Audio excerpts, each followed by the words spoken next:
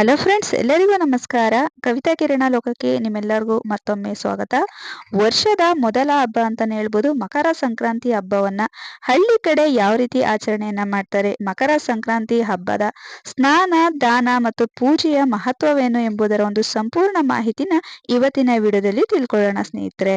ಅದಕ್ಕಿಂತ ಮುಂಚೆ ಯಾರೆಲ್ಲ ನಮ್ಮ ಚಾನಲ್ನ ಫಸ್ಟ್ ಟೈಮ್ ನೋಡ್ತಿದ್ರು ಪ್ಲೀಸ್ ರಿಕ್ವೆಸ್ಟ್ ಮಾಡ್ತಿದ್ದೀನಿ, ನಮ್ಮ ಚಾನಲ್ನ ಸಬ್ಸ್ಕ್ರೈಬ್ ಮಾಡ್ಕೊಂಡು ನೋಡಿ. ಈ ವಿಡಿಯೋಗೆ ಒಂದು ಲೈಕ್ ಕೊಡೋದನ್ನ ಮರಿಬೇಡಿ ಸ್ನೇಹಿತರೆ. ಹಳ್ಳಿಗಳಲ್ಲಿ ವ್ಯವಸಾಯವನ್ನ ಮಾಡುವಾಗ ಯಾವುದೇ ಒಂದು ಮಿಷನ್ಗಳ ಬಳಸದೆ ಪ್ರತಿಯೊಬ್ಬರು ರೈತರು ಕೂಡ ಹೊಲವನ್ನ ಬಿತ್ತೂತಾಯಿಂದ ಹಿಡಿದು ಬೆಳೆದು ದವಸ ಧಾನ್ಯಗಳ ಮನೆಗೆ ತಗೊಂಡು ಹೋಗುವ ತನಕ ಎಲ್ಲರೂ ಕೂಡ ರೈತರೇ ತಮ್ಮ ಕೈಯಿಂದ ಎಲ್ಲವನ್ನು ಕೂಡ ಮಾಡ್ತಿದ್ರು. ಅದರ ಒಂದು ಪ್ರತಿಫಲವಾಗಿ ಅದರ ಒಂದು ದವಸ ಧಾನ್ಯಗಳು ತಮ್ಮ ಕೈಗೆ ಸಿಗುವಂತ ಒಂದು ಸಂತೋಷ ದಿನವನ್ನ ಸುಗ್ಗಿ ಅಂತ ಆಚರಣೆ ಮಾಡಿ ಈ ರೀತಿಯಾಗಿ ತಾವು ಬೆಳೆದಂತ ಪ್ರತಿಯೊಂದು ಫಸಲುಗಳನ್ನ ಹಾಕಿ ಅವಕ್ಕೆ ಪೂಜೆಯನ್ನ ಸಲ್ಲಿಸಿ, ಜೊತೆಗೆ ವ್ಯವಸಾಯವನ್ನ ಮಾಡುವಂತ ಪ್ರತಿಯೊಂದು ಉಪಕರಣಗಳನ್ನು ಕೂಡ ಈ ದಿನ ಪೂಜೆಯನ್ನ ಮಾಡ್ತಾರೆ. ಜೊತೆಗೆ ಹಸುಗಳಿಗೂ ಕೂಡ ಈ ದಿನ ಪೂಜೆಯನ್ನ ಸಲ್ಲಿಸ್ತಾರೆ. ತಾವು ಬೆಳೆದಂತ ಬೆಳೆಗಳನ್ನ ಪ್ರತಿಯೊಬ್ಬರಿಗೂ ಕೂಡ ದಾನವನ್ನಾಗಿ ಮಾಡ್ತಾರೆ. ಅದನ್ನೇ ಮಕರ ಸಂಕ್ರಾಂತಿ ಅಥವಾ ಸುಗ್ಗಿ ಹಬ್ಬ ಅಂತ ಹಳ್ಳಿ ಕಡೆ ಆಚರಣೆಯನ್ನ ಮಾಡ್ತಾರೆ.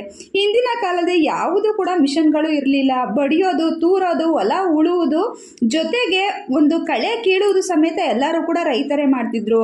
ನೋಡಿ, ಈ ರೀತಿಯಾಗಿ ಅವರು ಬೆಳೆದಂತ ಸಂತೋಷದ ಒಂದು ಕ್ಷಣಗಳನ್ನ ಈ ರೀತಿಯಾಗಿ ಅವರು ವ್ಯಕ್ತನ ಪಡಿಸ್ತಾ ಇದ್ರು. ನಾನು ಬೆಳೆದಂತ ಬೆಳೆಗಳನ್ನ ಕೊನೆಯ ದಿನ ಮನೆಗೆ ತೆಗೆದುಕೊಂಡು ಹೋಗುವ ದಿನವನ್ನ ಕಡೆಗಣ ಅಂತ ಮಾಡ್ತಿದ್ರು. ಕಣವನ್ನ ಮಾಡಿ ಲಾಸ್ಟ್ನಾಗಿ ಪ್ರತಿಯೊಂದು ದವಸ ಧಾನ್ಯಗಳ ಕೆಲಸವೆಲ್ಲ ಮುಗಿದು ಅವುಗಳನ್ನೆಲ್ಲ ಮನೆಗೆ ಕೊಂಡೊಯ್ಯುವಂತ ಸಮಯದಲ್ಲಿ ಕಡ್ಗಣ ಅಂತ ಮಾಡ್ತಿದ್ರು. ಅವಾಗ ಈ ರೀತಿಯಾಗಿ ಪ್ರತಿಯೊಂದು ಉಪಕರಣಗಳನ್ನ ವ್ಯವಸಾಯಕ್ಕೆ ಬಳಸಿರುವಂತ ಉಪಕರಣಗಳನ್ನ ಈ ರೀತಿಯಾಗಿ ಇಟ್ಟು ಪೂಜೆಯನ್ನ ಸಲ್ಲಿಸಿ, ನೈವೇದ್ಯವನ್ನ ಏನಾದ್ರೂ ಇಟ್ಟು ದವಸ ಧಾನ್ಯಗಳಿಗೆಲ್ಲ ದವಸ ಧಾನ್ಯಗಳಿಗೆ ಪೂಜೆಯನ್ನ ಸಲ್ಲಿಸಿ ಅಲ್ಲಿ ಬಂದಿರುವಂತ ಅವುಗಳನ್ನ ದಾನವನ್ನಾಗಿ ನೀಡುವಂಥದ್ದು ಸುಗ್ಗಿ ಹಬ್ಬ ಅಂತ ಹಳ್ಳಿ ಕಡೆಯಲ್ಲಿ ಈಗಲೂ ಕೂಡ ಆಚರಣೆಯನ್ನ ಮಾಡ್ಕೊಂತ ಬಂದಿದ್ರೆ. ಆದ್ರೆ ಹಿಂದಿನ ಕಾಲದಷ್ಟು ರೀತಿಯಾಗಿ ಈಗ ಯಾರು ಕೂಡ ಮಾಡಲ್ಲ, ಎಲ್ಲ ಮಿಷನ್ಗಳು ಮಾಡ್ತವೆ. ಆದ್ರೂ ಕೂಡ ಈಗಲೂ ಕೂಡ ಬೆಳೆದಿರುವಂತ ಕೆಲವೊಂದು ಧಾನ್ಯಗಳನ್ನ ದಾನವನ್ನ ಮಾಡ್ತಾರೆ ಸುಗ್ಗಿ ಹಬ್ಬದ ದಿನ ಅಂತ. ಸೂರ್ಯನು ತನ್ನ ದಿಕ್ಕನ್ನ ಬದಲಾಯಿಸುವಂತ ಒಂದು ಸಮಯ ಅಂತಾನೆ ಹೇಳ್ಬೋದು. ಇದು ಉತ್ತರಾಯಣ ಸಮಯ ಅಂತ ಹೇಳ್ತಾರೆ. ಆದ್ರಿಂದ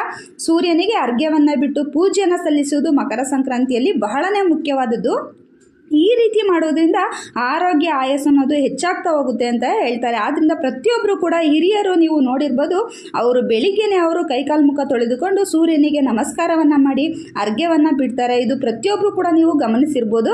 ಯಾಕಂದ್ರೆ ಈ ದಿನ ಮಕರ ಸಂಕ್ರಾಂತಿಯಲ್ಲಿ 6 ತಿಂಗಳು ಉತ್ತರಾಯಣ, 6 ತಿಂಗಳ ದಕ್ಷಿಣಾಯಣ ಅಂತ ಹೇಳ್ತಾರೆ. ಉತ್ತರಾಯಣ ಒಂದು ಫಲಗಳನ್ನ ತಂದು ಕೊಡುವಂತ ದಿನ ಅಂತ ಹೇಳ್ತಾರೆ. ಆದ್ರಿಂದ ಆರೋಗ್ಯ, ಆಯಸ್ಸಕ್ಕಾಗಿ ಪ್ರತಿಯೊಬ್ಬರು ಕೂಡ ಮಕರ ಸಂಕ್ರಾಂತಿಯ ದಿನ ಸೂರ್ಯನಿಗೆ ಪೂಜೆಯನ್ನ ಸಲ್ಲಿಸಿ ಅರ್ಘ್ಯವನ್ನ ಬಿಡೋದು ಬಹಳನೇ ಮುಖ್ಯವಾದುದು ಅಂತ ಹೇಳಲಾಗುತ್ತೆ. ಮಕರ ಸಂಕ್ರಾಂತಿಯಲ್ಲಿ ವಿಶೇಷವಾಗಿ ಸುಗ್ಗಿ ಹಬ್ಬವನ್ನ ಆಚರಣೆಯನ್ನ ಮಾಡೋದು ಅಂದ್ರೆ ದವಸ ಧಾನ್ಯಗಳಿಗೆ ಪೂಜೆಯನ್ನ ಸಲ್ಲಿಸುವುದು, ಜೊತೆಗೆ ಸೂರ್ಯನಿಗೆ ನಮಸ್ಕಾರವನ್ನ ಅರ್ಪಿಸಿ ನಾವು ಒಂದು ಅರ್ಘ್ಯವನ್ನ ನೀಡುವಂಥದ್ದು. ಅದಾದ ಮೇಲೆ ನಾವು ದವಸ ಧಾನ್ಯಗಳನ್ನ ಮನೆಗೆ ತಗೊಂಡು ಬರುವುದು. ಇದು ಒಂದು ರೀತಿ ನಿಯಮಗಳು. ಹಳ್ಳಿ ಕಡೆ ತುಂಬಾನೇ ಇದು ಒಂದು ವಿಜೃಂಭಣೆಯಿಂದ ಆಚರಣೆಯನ್ನ ಮಾಡ್ತಾರೆ ಈ ಹಬ್ಬವನ್ನ. ಮತ್ತೆ ಗೋವುಗಳಿಗೂ ಅಷ್ಟೇ ಈ ದಿನ ಪೂಜ್ಯ ಭಾವದಿಂದ ಕಾಣುವಂಥದ್ದು ಬಹಳನೇ ವಿಶೇಷತೆ.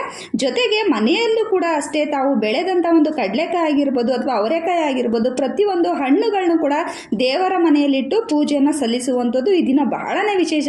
ನೀವು ಸಂಕ್ರಾಂತಿ ಅಂದ್ರೆ ನೋಡ್ಬೋದು, ಪ್ರತಿಯೊಬ್ಬರು ಮನೆ ಬಾಗಿಲಲ್ಲೂ ಕೂಡ ವಿಶೇಷವಾದ ರಂಗೋಲಿಗಳು, ಪೊಂಗಲ್ ರಂಗೋಲಿ, ಕಬ್ಬುಗಳಿಂದ ಅಲಂಕಾರವನ್ನ ಮಾಡಿ ಹಲವಾರು ಬಣ್ಣಗಳಿಂದ ರಂಗೋಲಿಯನ್ನ ಹಾಕಿ ಈ ದಿನ ಪೂಜೆಯನ್ನ ಸಲ್ಲಿಸ್ತಾರೆ. ಯಾಕಂದ್ರೆ ಈ ವರ್ಷ ಯಾರು ಹೆಚ್ಚು ಸುಖ ಸಂತೋಷದಿಂದ ಈ ಹಬ್ಬವನ್ನು ಆಚರಣೆಯನ್ನು ಮಾಡ್ತಾರೋ ಅಷ್ಟೇ ಒಂದು ಸುಖ, ಸಂತೋಷ, ಸಮೃದ್ಧಿ ಅನ್ನೋದು ವರ್ಷದಿಂದ ವರ್ಷಕ್ಕೆ ಹೆಚ್ಚುತ್ತಾ ಹೋಗುತ್ತೆ ಅಂತ ಹೇಳ್ತಾರೆ. ಆದ್ರಿಂದ ಪ್ರತಿಯೊಬ್ಬರು ಎಂಥ ಕಡು ಬಡವರು ಕೂಡ ಈ ಹಬ್ಬವನ್ನು ಆಚರಣೆಯನ್ನು ಮಾಡೇ ಮಾಡ್ತಾರೆ.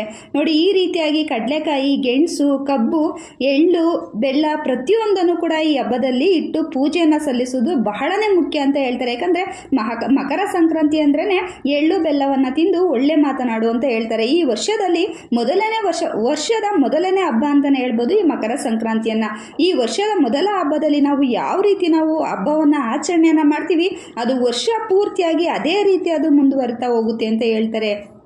ಈ ಒಂದು ದಿನ ನಾವು ದೇವರಿಗೆ ಏನನ್ನು ಅರ್ಪಿಸ್ತೀವೋ ಅಷ್ಟೇ ನಮಗೆ ವರ್ಷ ಪೂರ್ತಿ ಅನ್ನೋದು ನಮಗೆ ದೊರೀತಾ ಹೋಗುತ್ತದೆ ಅಂತಲೇ ಹೇಳ್ತಾರೆ. ಆದ್ದರಿಂದ ರೈತರು ತಾವು ಬೆಳೆದಂಥ ಒಂದು ಕಡಲೆಕಾಯಿ ಆಗಿರ್ಬೋದು, ಗೆಣಸಾಗಿರ್ಬೋದು, ಕಬ್ಬು ಪ್ರತಿಯೊಂದನ್ನು ಕೂಡ ಈ ದಿನ ಇಟ್ಟು ದೇವರಿಗೆ ಪೂಜೆಯನ್ನು ಮಾಡುವಂಥ ಜೊತೆಗೆ ಎಳ್ಳು, ವಿಶೇಷವಾಗಿ ಮಕರ ಸಂಕ್ರಾಂತಿಯಲ್ಲಿ ಎಳ್ಳನ್ನು ನಾವು ಎಳ್ಳು, ಬೆಲ್ಲ, ಕೊಬ್ಬರಿಯನ್ನು ಇಟ್ಟು ದೇವರ ಮನೆಯಲ್ಲಿ ನಾವು ನೈವೇದ್ಯವನ್ನಾಗಿಟ್ಟು ಪೂಜೆಯನ್ನು ಸಲ್ಲಿಸಿರುವಂಥದ್ದು, ದೀಪ ಧೂಪವನ್ನು ಹಚ್ಚುವಂಥದ್ದು. ಅದರಲ್ಲೂ ವಿಶೇಷವಾಗಿ ಈ ಎಳ್ಳಿನ ದೀಪವನ್ನು, ಎಳ್ಳೆಣ್ಣೆಯಿಂದ ದೀಪವನ್ನು ಹಚ್ಚುವುದು ಮನೆಗೆ ಸಮೃದ್ಧಿಯನ್ನು ತಂದುಕೊಡದೆ ಅಂತ ಹೇಳ್ತಾರೆ. ಜೊತೆಗೆ ಲಕ್ಷ್ಮಿ ಅನುಗ್ರಹಕ್ಕಾಗಿ ಮಕರ ಸಂಕ್ರಾಂತಿಯ ದಿನ ವಿಶೇಷವಾಗಿ ತುಪ್ಪದ ದೀಪಾರಾಧನೆಯನ್ನು ಮಾಡಬೇಕು ಅಂತ ಹೇಳ್ತಾರೆ. ಜೊತೆಗೆ ದೀಪ ಧೂಪವನ್ನು ತೋರಿಸಿ ಪ್ರಸಾದವನ್ನು ಇಡಬೇಕು. ಪ್ರಸಾದ ಅಂತ ಬಂದರೆ ಮಕರ ಸಂಕ್ರಾಂತಿಯಲ್ಲಿ ಸಿಹಿ ಪೊಂಗಲು ಬಹಳನೇ ವಿಶೇಷವಾದದ್ದು. ಈ ರೀತಿಯಾಗಿ ಮಕರ ಸಂಕ್ರಾಂತಿಯಲ್ಲಿ ನಾವು ಬೆಳೆದಂತಹ ಬೆಳೆಗಳನ್ನ, ಅಂದರೆ ಒಂದು ಅವರೆಕಾಯಿ ಆಗಿರ್ಬೋದು, ಕಡಲೆಕಾಯಿ ಆಗಿರ್ಬೋದು, ಎಳ್ಳಾಗಿರ್ಬೋದು, ಗೆಣಸಾಗಿರ್ಬೋದು, ಕಬ್ಬು ಪ್ರತಿಯೊಂದನ್ನು ಕೂಡ ಆಗ ರೈತರೇ ಬೆಳೆದು ಪ್ರತಿಯೊಂದು ದವಸ ಧಾನ್ಯಗಳು ನಮ್ಮ ಮನೆಯಲ್ಲಿ ವರ್ಷದಿಂದ ವರ್ಷಕ್ಕೆ ನಾವು ಬೆಳೆದಂಥ ದವಸ ಧಾನ್ಯಗಳು, ಬೆಳೆಗಳು, ಪ್ರತಿಯೊಂದು ಫಲಗಳು ಏನಿದೆ ಅವೆಲ್ಲವೂ ಕೂಡ ವರ್ಷದಿಂದ ವರ್ಷಕ್ಕೆ ಎತ್ತಾ ಹೋಗಲಿ. ಮನೆಯಲ್ಲಿ ಆರೋಗ್ಯ, ಆಯಸ್ಸು ಅನ್ನೋದು ಎತ್ತಾ ಹೋಗಲಿ. ಕುಟುಂಬದವರೆಗೂ ಕೂಡ ಆರೋಗ್ಯ, ಆಯಸ್ಸು ಅನ್ನೋದು ಸಿಗಲಿ. ಸುಖ, ಸಂತೋಷ, ಸಮೃದ್ಧಿ ಅನ್ನೋದು ಕೂಡ ವರ್ಷದಿಂದ ವರ್ಷಕ್ಕೆ ಎತ್ತಾ ಹೋಗಲಿ ಅಂತ ನಾವು ಈ ದಿನ ಮಕರ ಸಂಕ್ರಾಂತಿಯಲ್ಲಿ ತಾವು ಬೆಳೆದಂಥ ಪ್ರತಿಯೊಂದು ಬೆಳೆಗಳನ್ನ ಈ ದಿನ ಇಟ್ಟು ಪೂಜೆಯನ್ನು ಸಲ್ಲಿಸಿ ತದಾದ ನಂತರದಲ್ಲಿ ಬೇರೆಯವರಿಗೂ ಕೂಡ ದಾನವನ್ನು ಮಾಡುವಂಥದ್ದು. ರೈತರಿಗೆ ಅದೊಂದು ಉದಾರವಾದ ಮನಸ್ಸಿತ್ತು. ಆಗಿನ ಕಾಲದಲ್ಲಿ ತಾವು ಬೆಳೆದಂಥ ವಸ್ತುಗಳನ್ನ ತಾವೇ ಇಟ್ಕೊಳ್ಳದೆ ತಮ್ಗೆ ಎಷ್ಟು ಬೇಕೋ ಅಷ್ಟನ್ನು ಇಟ್ಕೊಂಡು ಬೇರೆಯವ್ರಿಗೂ ಕೂಡ ದಾನ ಮಾಡ್ತಿದ್ರು. ನಿಜವಾಗ್ಲೂ ಅದು ತುಂಬಾ ಆಗಿನ ಕಾಲದಲ್ಲಿ ಅಷ್ಟು ಸತ್ಯ ಇರೋದಕ್ಕೆ ಅಷ್ಟು ಹಿರಿಕರು ತುಂಬ ದಿನಗಳ ಕಾಲ ಅವರು ಬದುಕಿ ಬಾಳಿದ್ರು. ಅವರ ನಿದರ್ಶನಗಳಂತೆ ನಾವು ಕೂಡ ಇವಾಗ ನೋಡ್ತಾ ಇದ್ದೀವಿ. ಬಟ್ ಅವರಷ್ಟು ನಮಗೆ ಅಷ್ಟು ಅನುಕರಣೆಯನ್ನು ಮಾಡೋದಕ್ಕೆ ಸಾಧ್ಯ ಇಲ್ಲ. ಕೆಲವೊಂದು ಸಂಪ್ರದಾಯಗಳನ್ನ ನಾವು ಮೀರಿದ್ದೀವಿ. ಆದರೆ ಕೆಲವೊಂದು ನಾವು ಈಗಲೂ ಕೂಡ ಸ್ವಲ್ಪ ಮಟ್ಟಿಗೆ ಆಚರಣೆಯನ್ನು ಮಾಡ್ತಿದ್ದೀವಿ ನೋಡಿ. ಈ ರೀತಿಯಾಗಿ ಕಡಲೆಕಾಯಿ, ಗೆಣಸು, ಅವರೆಕಾಯಿ, ಎಳ್ಳು, ಬೆಲ್ಲ, ಕೊಬ್ಬರಿ ಪ್ರತಿಯೊಂದನ್ನು ಕೂಡ, ಕಬ್ಬು, ಹಣ್ಣುಗಳು, ತಾಂಬೂಲ ಇಷ್ಟೂ ಕೂಡ ಈ ದಿನ ದಾನ ಮಾಡಬೇಕು. ಯಾಕಂದರೆ ಯಾರು ಈ ರೀತಿಯಾಗಿ ದಾನಗಳನ್ನ ಮಾಡ್ತಾರೋ ಅವರಿಗೆ ಆರೋಗ್ಯದಲ್ಲಿ ಉತ್ತಮವಾದ ಸುಧಾರಣೆಗಳು ಕಂಡುಬರ್ತವೆ. ಜೊತೆಗೆ ದಾನ ಮಾಡಿದವರ ಮನೆಯಲ್ಲಿ ಸುಖ, ಸಮೃದ್ಧಿ ಅನ್ನೋದು ಹೆಚ್ಚಾಗ್ತಾ ಹೋಗುತ್ತೆ. ಲಕ್ಷ್ಮಿ ಅನುಗ್ರಹ ಅನ್ನೋದು ಹೆಚ್ಚಾಗಿ ಸಿಗುತ್ತೆ ಅಂತ ಹೇಳ್ತಾರೆ. ಜೊತೆಗೆ ಎಳ್ಳನ್ನು ದಾನ ಮಾಡೋದ್ರಿಂದ ಈ ದಿನ ಶನಿಯ ದೋಷ, 7.5 ಇವೆಲ್ಲದೂ ಕೂಡ ನಿವಾರಣೆ ಆಗುತ್ತೆ ಅಂತ ಹೇಳ್ತಾರೆ. ಜೊತೆಗೆ ಮಕರ ಸಂಕ್ರಾಂತಿಯಿಂದ ಎಳ್ಳೆಣ್ಣೆಯಿಂದ ದೀಪವನ್ನು ಹಚ್ಚೋದ್ರಿಂದ ಮನೆಯಲ್ಲಿ ನಕಾರಾತ್ಮಕ ಶಕ್ತಿಗಳು ಮನೆಯಲ್ಲಿ ನೆಲೆಸೋದಿಲ್ಲ. ಧನಾತ್ಮಕ ಚಿಂತನೆಗಳು, ಧನಾತ್ಮಕ ಅಂಶಗಳು, ಪಾಸಿಟಿವ್ ವೈಬ್ಸ್ ಅನ್ನೋದು ಹೆಚ್ಚಾಗ್ತಾ ಹೋಗುತ್ತೆ ಅಂತ ಹೇಳ್ತಾರೆ. ಆದ್ದರಿಂದ ಪ್ರತಿಯೊಬ್ಬರು ಕೂಡ ಮಕರ ಸಂಕ್ರಾಂತಿಯಲ್ಲಿ ದೀಪ ಧೂಪವನ್ನು ತೋರಿಸಿ ನೈವೇದ್ಯವನ್ನಾಗಿ ಇಟ್ಟು ಅದರಲ್ಲೂ ವಿಶೇಷವಾಗಿ ಸಿಹಿ ಪೊಂಗಲ್ನ ಮಾಡುವುದು ಈ ದಿನ ತುಂಬಾ ಬಹಳ ವಿಶೇಷವಾದದ್ದು. ಪ್ರತಿಯೊಬ್ಬರು ಕೂಡ ಒಂದು ಸಿಹಿ ಪೊಂಗಲ್ನ ಹಂಚಿ ಜೊತೆಗೆ ಹಸುಗಳಿಗೂ ಕೂಡ ಪೂಜೆಯನ್ನು ಸಲ್ಲಿಸಿ ತದಾದ ನಂತರದಲ್ಲಿ ಹಸುಗಳಿಗೂ ಕೂಡ ಮನೆಯಲ್ಲಿ ಮಾಡಿರುವಂಥ ಒಂದು ಸಿಹಿ ನೈವೇದ್ಯವನ್ನು ಅರ್ಪಿಸುವಂಥದ್ದು ಈ ಮಕರ ಸಂಕ್ರಾಂತಿಯ ಬಹಳನೇ ವಿಶೇಷವಾದಂಥ ಒಂದು ಹಬ್ಬ.